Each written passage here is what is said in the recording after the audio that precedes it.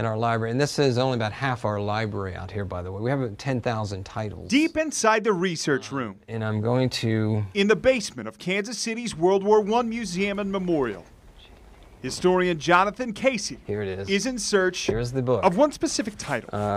The Sexual History of the World War by Magnus Hirschfeld. The Sexual History of the World War is one of the only available documents talking about homosexuality in World War I.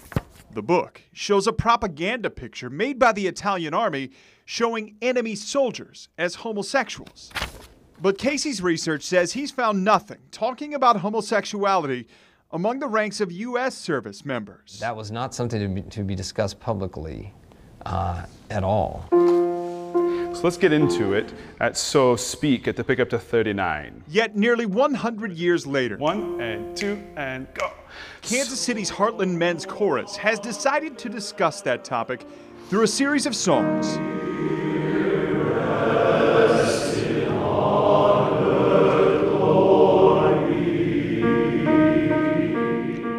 A brand new choral work called We the Unknown. They're exploring if America's unknown soldier in Arlington National Cemetery could have been a soldier we might not expect, and if that might change our perception of the man in the tomb. Is it possible that the unknown soldier that's in Arlington National Cemetery, the Tomb of the Unknowns from World War I, was homosexual? Is it possible? Yeah. Within the realm of possibility. Yeah. Because again, how would one know? Casey says it's also possible the unknown soldier could have been black or afraid to go to war like the choir presents, and most definitely a mother's son she would never see return. But we must all remember, he says, the military leaders who helped pick the unknown from World War I destroyed any records from the 4 caskets selected from major French battlefields, from which Army Sergeant Edward Younger ultimately chose America's Unknown. Heck, even if you use DNA testing, it would possibly, you're not going to find out sexual orientation, and you're not going to find out,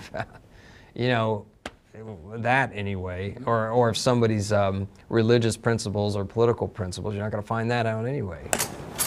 You would like to know who they are, but in a larger sense, what they represent is perhaps more important than who they were individually. Historian Chris Warren at Arlington National Cemetery says we will most likely always wonder who the unknown from World War I is. We know it was a male. We know they were a U.S. military service member.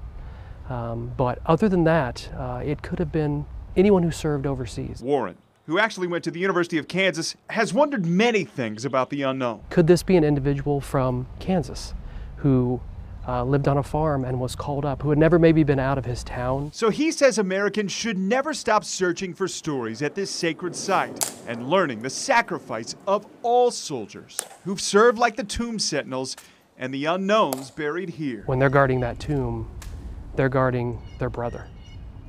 They're guarding someone that was just like them.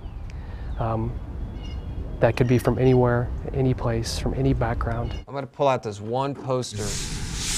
So these are African-American soldiers who were working on the docks. Meanwhile, back in the research room at the National World War I Museum and Memorial, I think this is going to be about one of a kind. Soldiers not many paid attention to in World War I as the possible unknown have given us all plenty of material to keep exploring. Whether it was a white soldier or a black soldier, or it could be a Hispanic soldier or whatever. They just saw that this person just sacrificed, and it's representative of all those who sacrificed.